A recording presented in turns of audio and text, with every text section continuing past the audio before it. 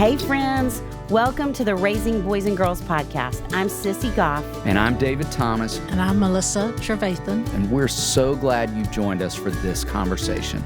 Let's dive in.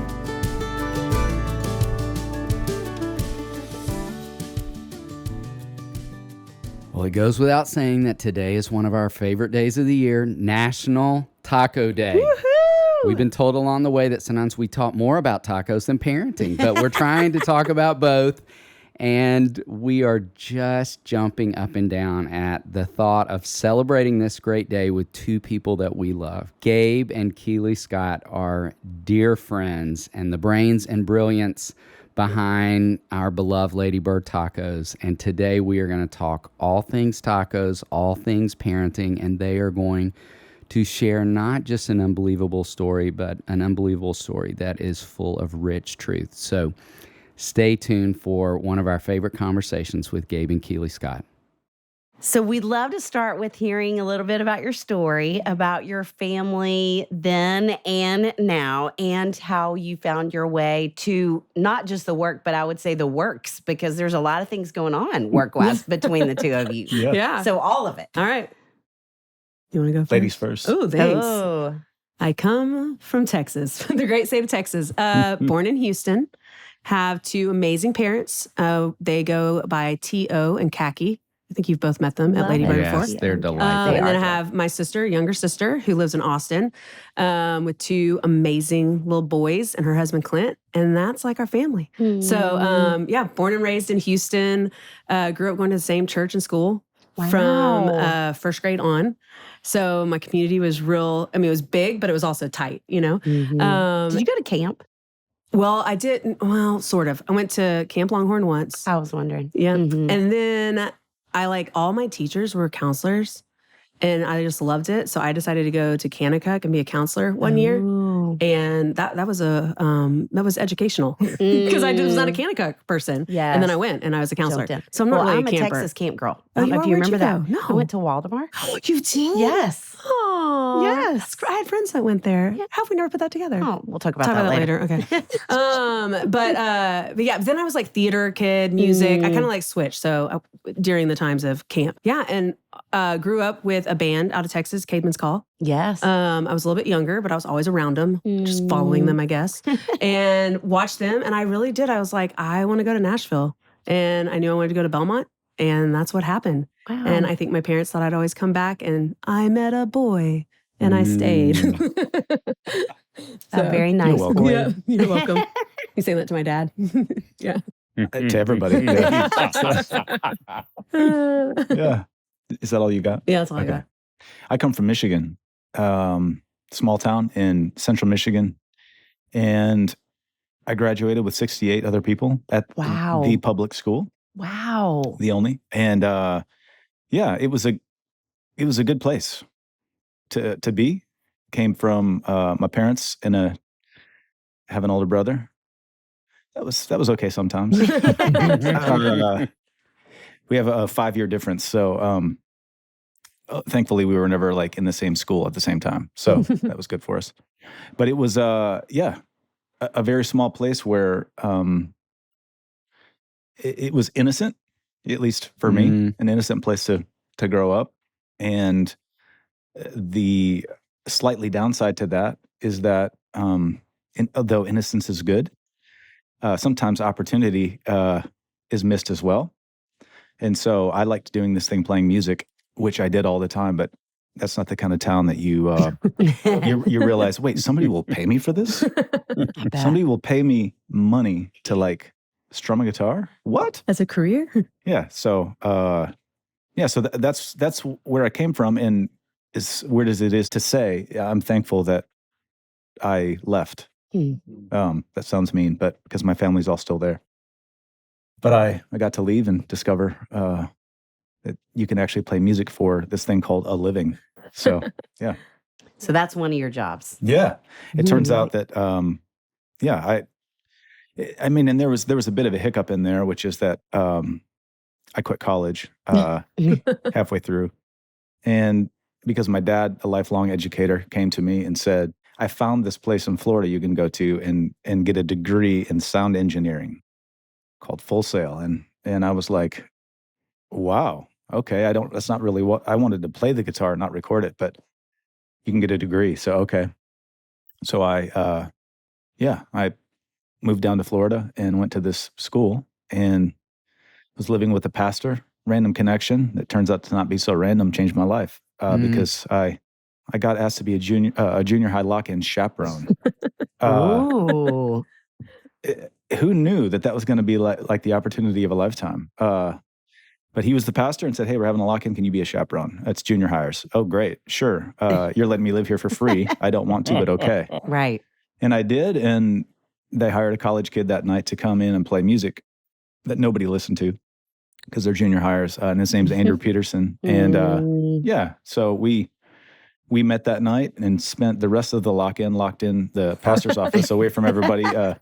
Were y'all playing like Rich Mullins songs? He played Rich Mullins and I play Randy Stonehill back and forth. Yeah. Wow. How old were y'all? We would have been, let's see, 22. Wow. He's slightly older. He was 23. But yeah, so we did that, and less than a year later, we were out on a nationwide tour opening for the band that Keely just mentioned. Which is how we met, because of Caedmon's. Oh, that's crazy. So that junior high lock-in changed my life. Yeah. Wow. So in more ways than one, because you met me. That's too. what I mean. Okay, yeah. Okay. So I mean, just a quick PSA: if you ever get, would you please be a chaperone at this junior high lock-in? You should say yes. Yes. Yes. Leads to a lot of good things. Yes, it does. Yeah. Yes. Speaking of good things, this episode is going to air on National Taco Day. I know. It's fun. And it feels so fitting that we would have the brains and brilliance behind Ladybird Taco with us in this room for this conversation. And anyone listening, anyone who's been within 2 feet of the two of us knows how much we love Ladybird. That is the truth. So much so that people ask us often, it's one of our favorite questions, like, what should my order be when I get to Nashville? And we love that. I And know. it feels so fun to ask the two of you that question. Like, for folks arriving in Nashville, having their first magical experience of Ladybird, what would you recommend they order? Ooh. Yeah. Or Birmingham. Yes, Or Birmingham. or That's true. Birmingham. Yeah, Yes. thanks. Well, I think people are always surprised to hear that we eat it almost every day still. So I 3 certainly years would. in. Yeah. Yes. Me too. I do. We and do. I don't own We it. do. So I think I always have to go with my current order. Mm-hmm. And my current order is a number 11, which is black beans, pico, avocado, potatoes.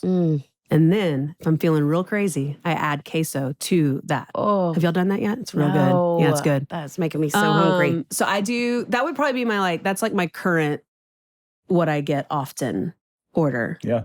But I'm a sucker, obviously, fresh tortillas and just a thing of queso. And your tortillas or something. Well, that was him. But yeah, what's your order? Oh, and coffee. Sorry. Oh, sure. We have crema, so I get that every day. Yes. Yeah. Including today. Including today. Yes. I think mine shifts too, but currently it is sort of the foundation for being silly enough to go from music to, I think I'll open a restaurant. Fresh tortillas, but the number 6, which is our migas taco, you don't find it many places outside of Texas. I mean, you don't find breakfast tacos much outside of Texas, but you really don't find a migas taco, which is, it's not just eggs in a tortilla. It's eggs that have chips that are cooked in with them, and it makes them soft and chewy instead of crunchy. Nothing wrong with crunchy. And then you wrap this tortilla around it, and it is all the textures, all the goodness. It sounds like I'm trying to sell it right now. I'm not. I'm just daydreaming about how good it is. on it. I was like, I haven't had that in a me while. too. That's what I was thinking. Oh, But it truly is rare to find outside of Texas, and I love it that much. And the joke is it's hard to make. Like, it's the process in the restaurant is hard. You pretty much have to make it to order. You can't just make a whole bunch ahead of time. So the first couple of years that our restaurant was open, we didn't have the migas taco. And finally, a pandemic went away and whatever. And it was like, we can finally have this taco. So now I eat it quite often. Yeah. On the corn tortilla. oh, that's true. So good. I don't know why I keep going to that voice, but I like it. Talking about Ladybird changes us all. Yes, Even our that's voice. so Yeah. true. Well, and more things that you're doing Yeah. as well. Will you talk a little bit about the work of an organization that we both have loved and supported for years? Compassion. Yeah. Will we talk about what you do with them and just about them in general? Yeah, so most people are surprised to learn that even though I am the lady of Ladybird, just kidding. I've never said that before. I work for Compassion International. So I run our artist program. Compassion, for those that don't know, is a child sponsorship organization. And we work through the local church in the developing world. And it is a blast. Like, I love being able to say that I have a blast at my job. It actually started, go back again to Cadman's. I would have been probably 18 or 19. And I was a summer tour. And my job on the road was running the Compassion table. And I remember knowing, like, okay, I want to go into the music business. I wanted to do something. And I met Keith Bordeaux, who was their artist rep at the time. Yes. He's one of our dear friends. And I just remember thinking, like, well, that's an amazing job. Because every night you'd get on the bus and, the audience might have been whatever. And this was in the heyday of their career, too. So the shows were a blast. They were so fun. But you'd get on and merch sales might not have been what you thought or whatever could have happened. But the intentionality behind them as a band saying how many kids got sponsored was something that was so inspiring to watch. And I knew my heart for like creativity and art and story getting to blend with making a difference and helping an artist tell a bigger story outside of their own ministry was, that foundation was laid there. So then, but randomly, I became the photographer for Compassion. So Gabe and I got married. I had just graduated with a minor in photography, really just for fun because I loved, being creative. And we went on a trip, and I remember they called and they said, hey, our photographer's camera, we were still using film too. Something happened.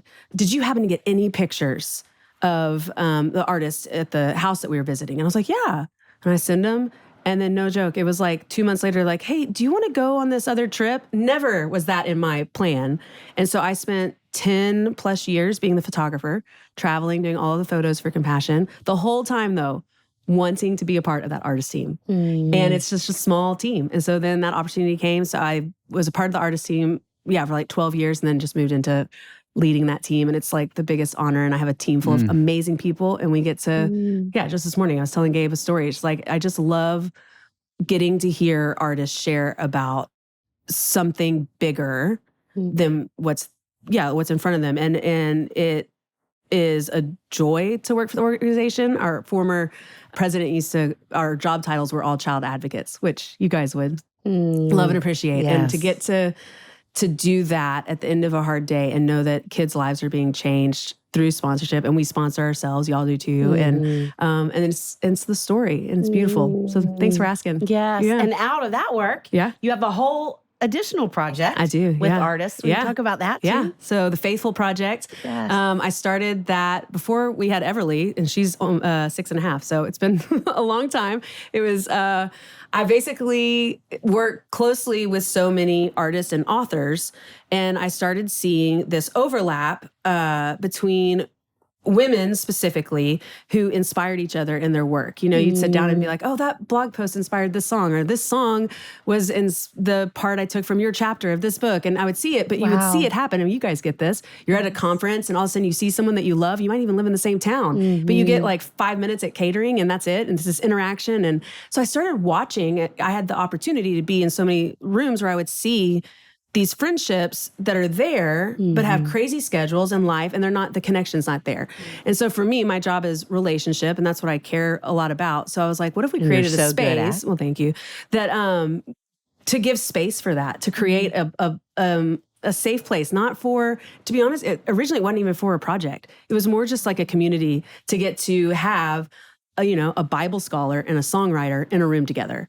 And it started with Ann Voskamp and Ellie Holcomb. We were on tour together, and it was the first time they met. And we were on the bus and headed to tour, which you guys are now touring authors as well. And we hadn't rehearsed. And the show was the next day. And we're sitting on the bus, and they're just swapping stories about how they inspired each other. And I was like, that's it. That's what y'all need to talk about. And so then I just kind of watched the audience, and I myself, every single night, was just so engaged in that part of it. So that's how Faithful was formed. We have a book and a project that came out. Again, it was a pandemic baby. Came out in 2021.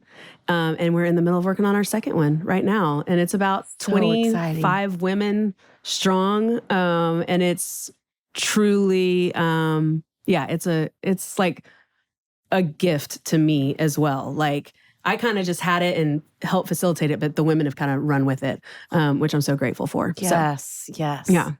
And we will link to all that in the show notes. Yes, we because will. It's extraordinary. Thanks. It really is. Yeah. And compassion. Yeah. So thankful you talked about that work. Yeah, thanks for asking. Absolutely. You two have lived an unexpected and overwhelming chapter in the story of your family, and just are wondering if you would talk a little bit about that chapter, about the high five, and about how it led you all to being covered by CBS Sunday Mornings, The Atlantic, Southern Living, just to name a few. Yeah. Could you talk a little bit Still about wild it? when I hear it. I'm sure. Keep going. Keep going. You want me to start the pandemic part, or you want to start the other hard part? Yeah, well, I mean, Opening the restaurant.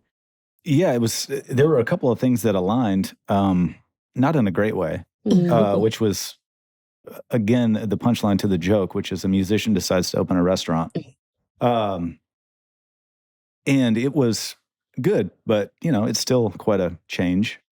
And as we were getting the space built out and, ready to go doing this new thing, shortly before we opened, like weeks before we opened, a worldwide pandemic happened.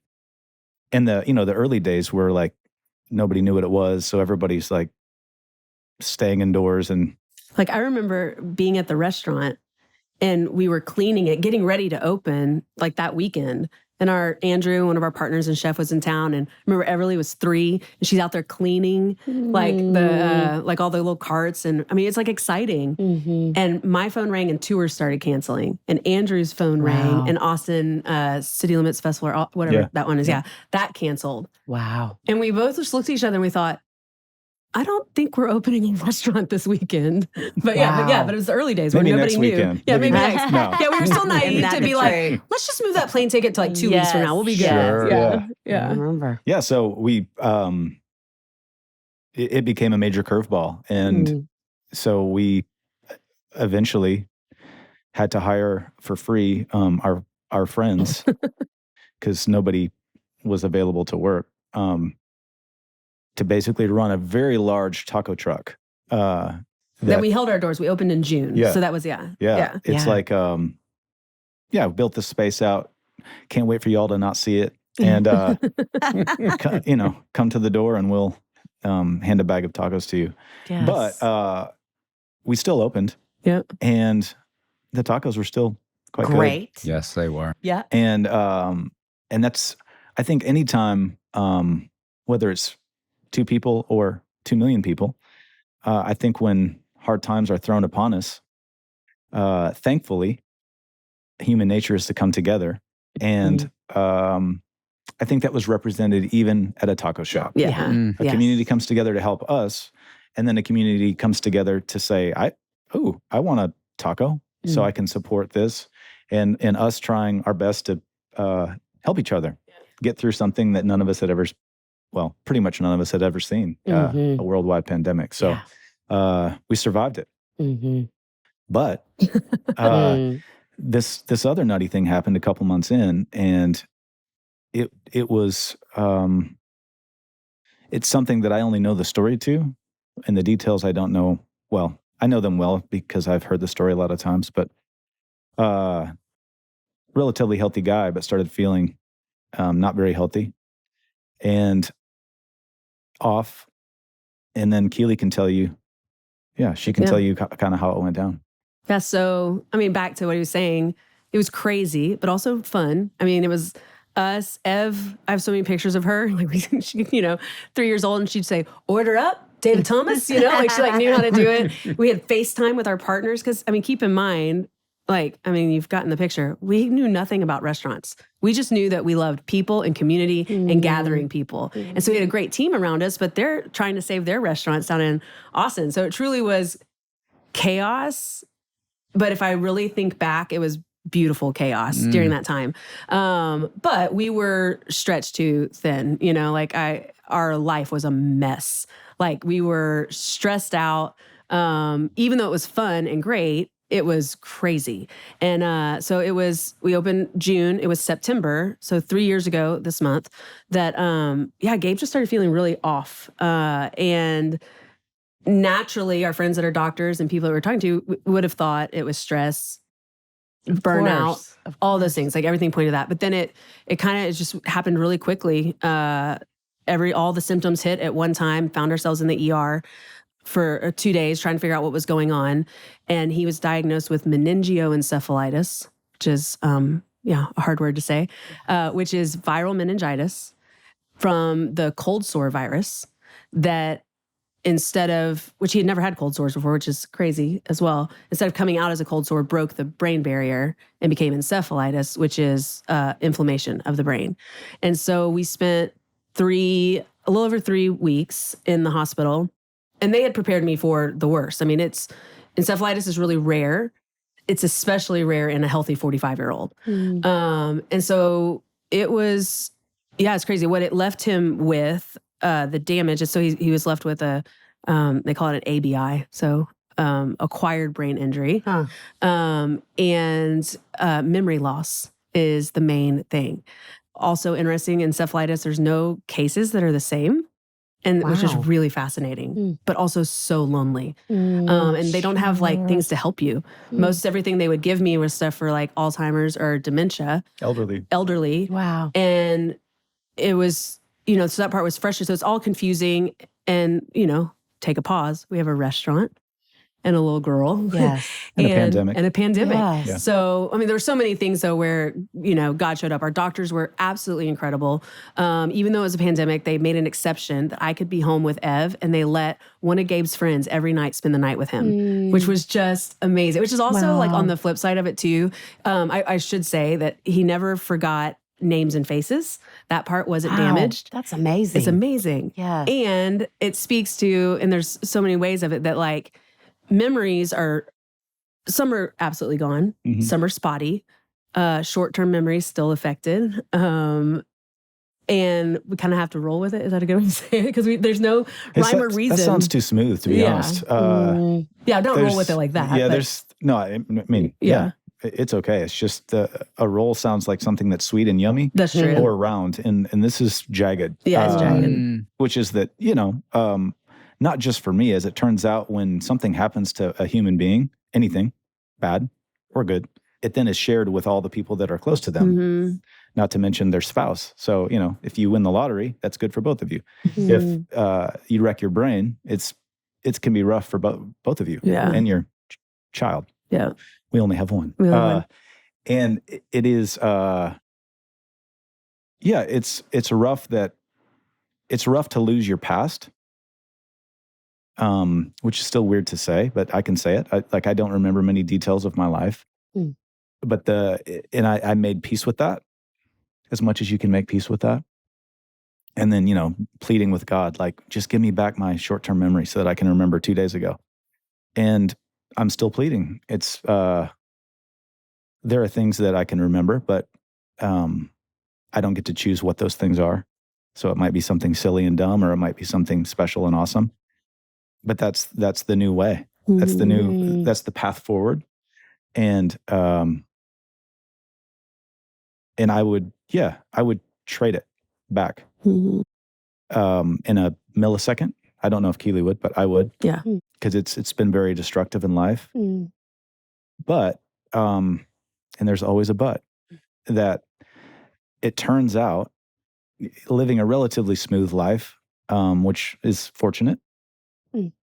It turns out it's true that when bad things happen and you don't have a choice, one, it's proof that you're not in control. And it's also proof that you adjust and find a new way to make things work, happen, thrive, not thrive, cry. And it turns out also that I'm just forced to be in the moment. I don't have a choice. But as several adages go, they ring true to me, being in the moment. It's something you should do, brain damage or otherwise, which is and this is no offense to God, but that's also part of my new gospel that I preach to people, is, which I think Jesus preached as well. Yeah. But it's like, this is, there are no guarantees. This is what you have. So right now, like the three of you in the room with me is the most important thing in my life. Do I still love Everly? Yeah, she's my daughter. I do, but she's doing her thing right now. This is where we're at. Yeah. So let's make the most of it. Let's love on people. Let's try to find an opportunity every single moment to serve others. And they're there. That's a great reminder. Yes. That's been one of the discoveries is not only can we do that, but those moments are there because we're all hurting. And we've been maybe not taught, but things have normalized to where, there's not time to actually answer a question honestly when somebody says, "Hey, how you doing?" "Good, how are you?" "Good." Right. There's more to it. "How are you doing?" "No, not so great." "How can I help?" "I probably can't, but I love you." So go figure. It's true. It's always so like inspiring hearing him talk. It's gonna make me cry hearing him talk, because it's like we also have to put in the work to get there. Yeah. And we have a great team around us. And I think early on learning that, Jesus is no stranger to suffering, but suffering is such a complicated topic. And learning early on to hold grief and joy simultaneously. And I found myself so often early on being so sad and mad and angry, but so sad. And then I'd go, but he's here, And when we talk about community, and he mentioned that we had all the people that came and stayed with him, and we had meals for as long as we needed them. We, in a time where we felt so unloved and like, where is God in this? You could not deny his presence through our community and people praying for us. And I think one of the biggest moments for both of us, and I think you were trying to say this, like acceptance. And we both have different views of acceptance of what this is, right? Like it is a life change for us. But is that idea of, and in our community praying for a miracle, praying for restored health, right? All those things.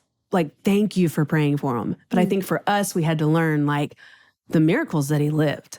And now, because of this amazing lesson of being in the moment, I actually feel like I'm in a miracle, Like I take those things and realize like, yes, do I wish he was fully restored? Do we wish his memory was back? Of course we do. Do we wish that Everly didn't have to help him remember things? Obviously. But he's here and we're learning these lessons. We have an amazing community. We have a thriving taco shop, which is still laughable. Yeah. And maybe that's the miracle that we're living in it. And I think that for us has been the biggest change. And like I think yesterday we had to fight through it, daily we have to fight through it. It's not easy, but it's learning that. I always think of that kids movie Inside Out. Joy grabs sadness by the hand, right? I remember thinking about that, and that made no sense to me before September of 2020. And now I'm like, oh, joy and sadness have to be together, and they can be together. And are we sad? 100%. Every day? Yeah. At least multiple times a day. But are we grateful?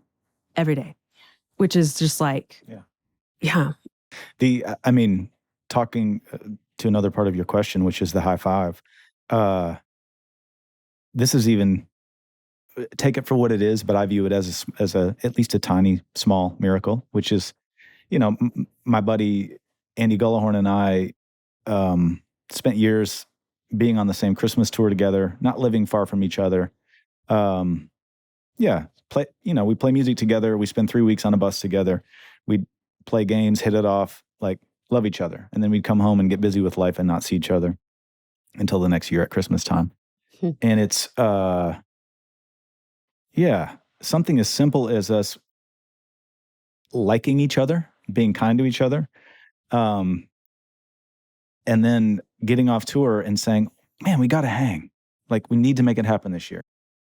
And then him telling me, almost 10 years ago now, hey, how about this? Why don't... We had just moved, so we were closer to him. Yeah, we were like less than 2 miles from them. Like, hey, why don't you just start walking towards my house and I'll start walking towards yours and we'll give each other a high five. And it was like, oh, that sounds funny. And also, yeah. And so we did. The part we didn't think through was like, what do you do after that? Like, we literally walked towards each other, and I think probably giggled a little bit as we got close to each other, like, we're grown men with responsibilities and families. And yeah, we just high-fived. And it just took 45 minutes out of our day.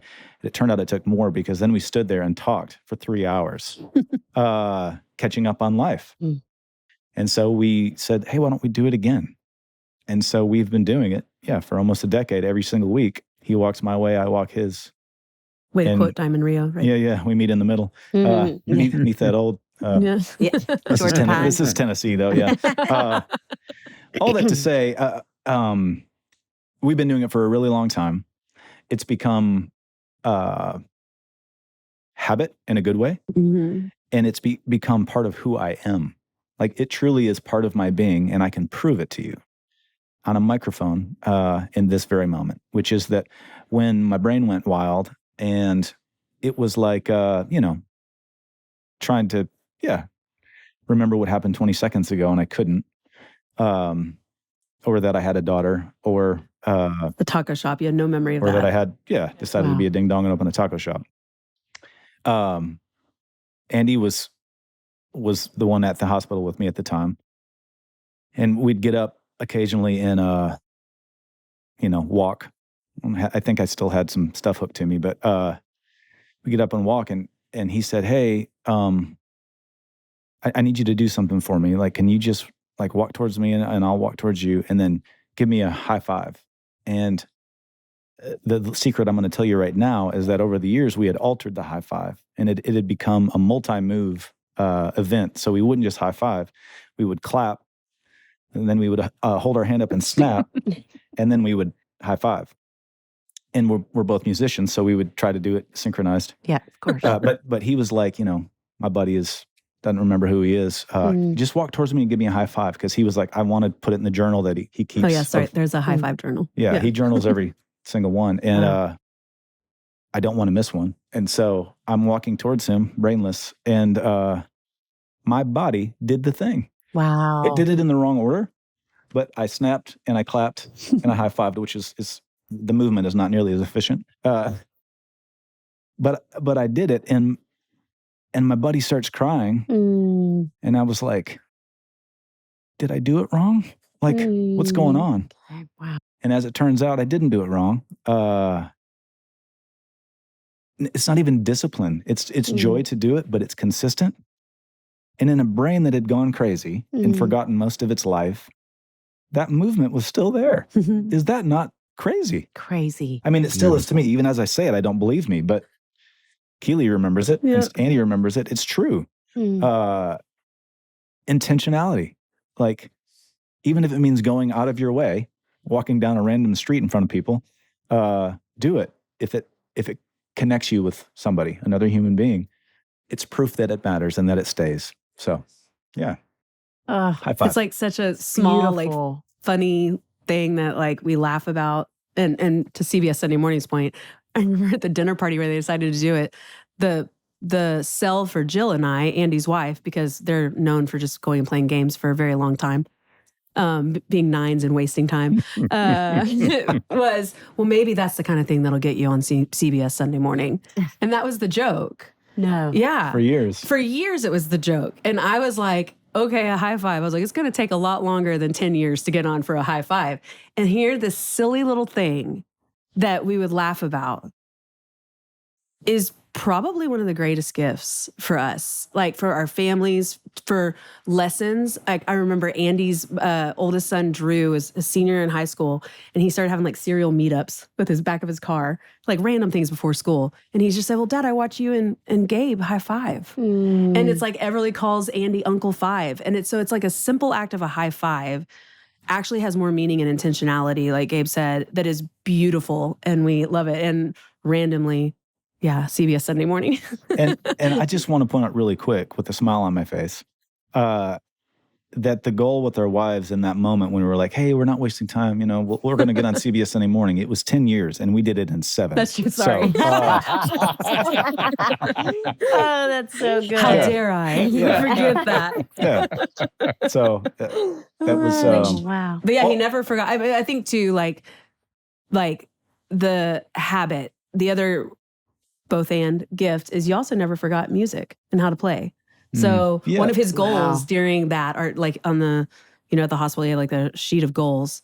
It was to get home, and then it was whatever physical therapy needed you to do that day.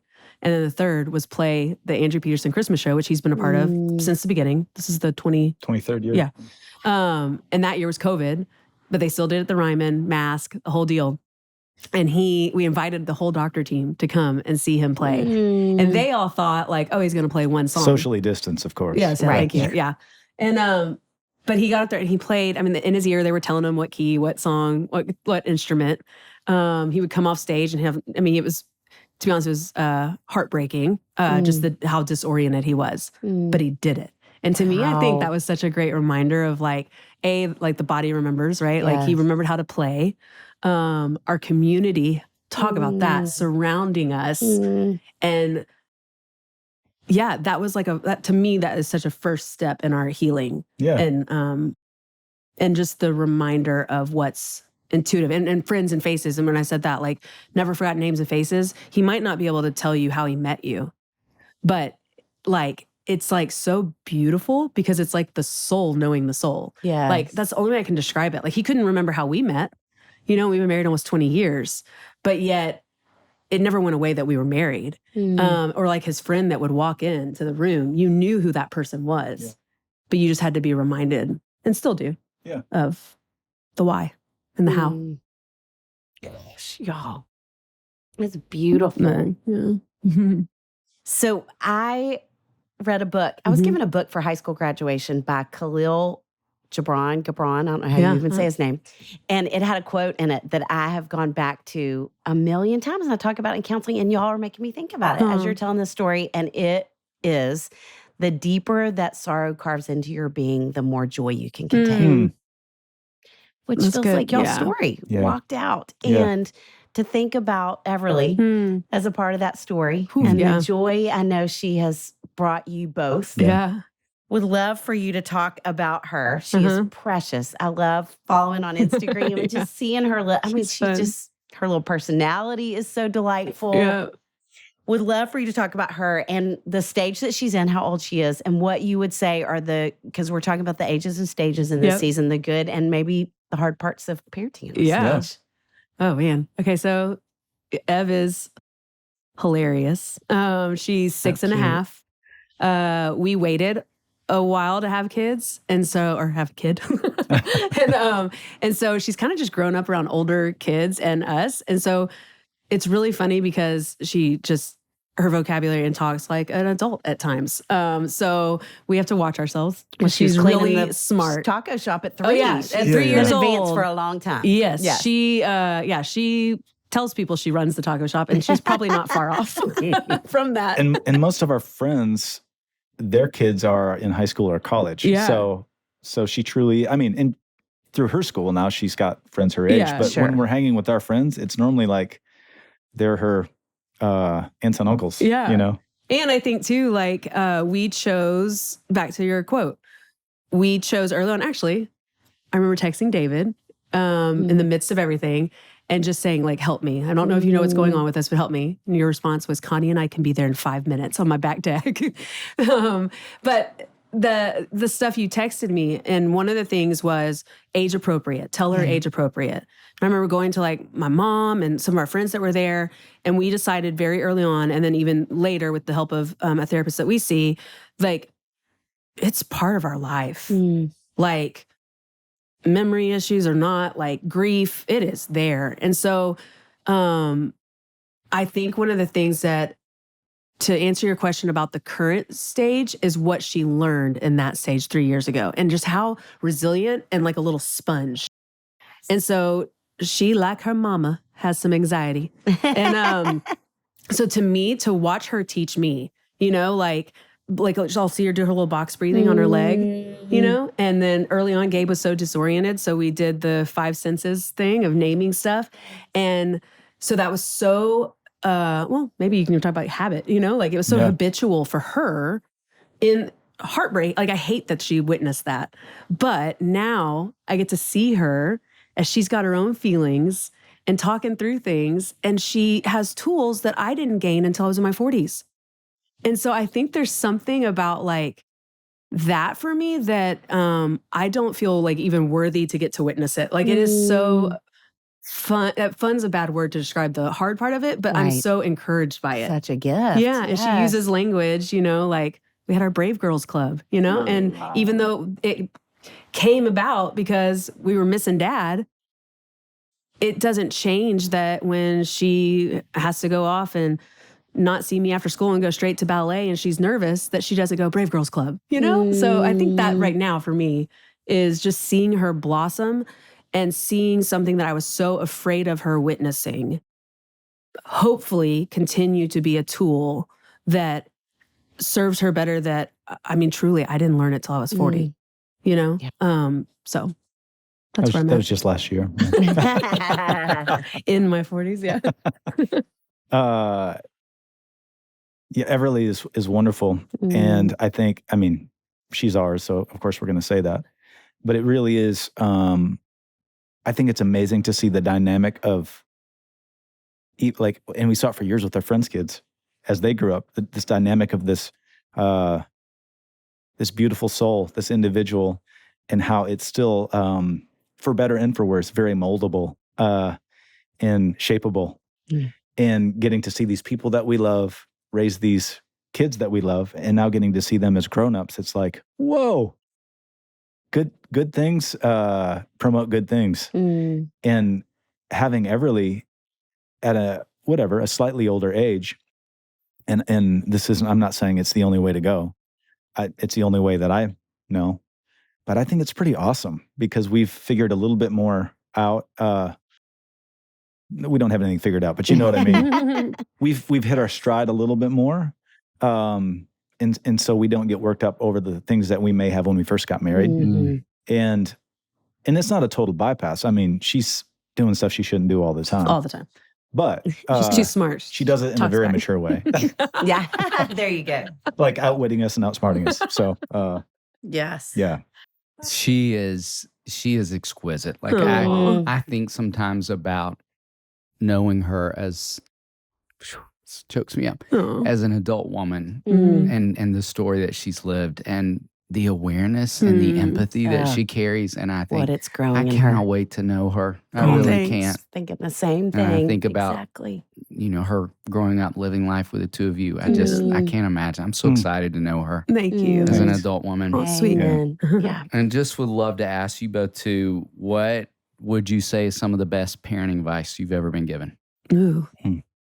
We have so many wise people, and I lean on so many of my friends and my mom. Probably gonna make me cry. I think Gabe's taught us that. We're busy people, as you could tell, right? We've got a lot of things going on. But that reminder, although it is forced for one of us to be in the moment, is probably the best parenting advice I've had. Like, he's so good at helping me, like centering it back. Like, hey, stay in the moment. When I get spinning and I'm thinking to Christmas already and what we're going to be doing and our plans, hey, but we're here. Like, be in this moment. Like, she's on the swing, she's playing, just go play. I'm sometimes jealous of it when I watch him with her because it's beautiful. But it's probably the best parenting advice that I've had. It is actually from him. Thank you. She kind of stole mine, but no, I'm kidding. I'm kidding. I think that trust, and I don't know, I don't remember the books I've read or not read, so this might be something that everybody says. But this idea of trust, like, what is that? What does that even mean? How deep does it go? And do you trust people who are 40 some odd years younger than you to make a call on something? And starting to try and navigate that with a child who has quite a bit of authority built into her somehow. Getting to a place where doing my best to trust her and what she says she's going to do, or how she's going to act, or where she's going to go, or and which quite often times she fails at that, but quite often she doesn't. And I'm not trying to dodge the question and flip it, but sometimes it's almost like being parented. Like she's parenting me. Meaning that she is reminding me of, oh, this is what life is about. She just got sidetracked because she saw something exciting and didn't do the thing I asked her to do. Oh, well, maybe I'm happy that she just did that, because the junk can get done. So, and there are times where I definitely have to still be the parent. Keely has to be the parent. Sure. But just to point out this idea of whatever, even talking about faith, childlike faith, golly, that's hard, because we become not child. And a lot comes with that. A lot of numbness comes with that, at least for me. And being reminded, literally, of this young, beautiful soul who doesn't buy into all the stuff that we buy in over time, that she still just believes, like, oh yeah, Jesus loves me. I love him too. I love my mom and my dad. Oh, and my dog's cute, even though it makes mom and dad mad all the time. Like, thanks to Sissy. Golly. Sissy's the reason we got a dog. So you can blame her. The simplification of that, though, truly has been a gift to me. Yeah. So. That's so good. We like to end with something fun and food related. Yep. We talked tacos already. We got one last question to ask you. Queso or guac? Queso. Guac. Queso. That was She so didn't fast. even need to Wow. think. Wow. Yeah. I don't think I knew that. Now you do. Okay. Wow. We make a perfect couple. Yes, you do, because you get it all. Both. Yeah. Wait, do you like the guac and the queso? Because that's actually would be my answer. Like the combined, or just Yeah, having like them Texas both? style. Yeah, Okay. absolutely. We can still be good. Yes, me too, which is how y'all I know, do it's it. good. I know. So good. Yeah.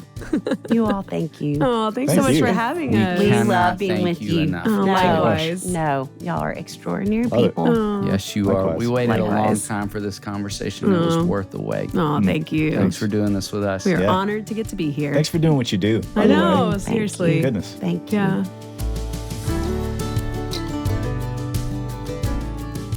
Did you love today's episode? If so, would you mind sharing it with a friend? Send a quick text or email with the link to the show. Join us next time for another episode where we'll bring you help and hope on your journey of raising boys and girls.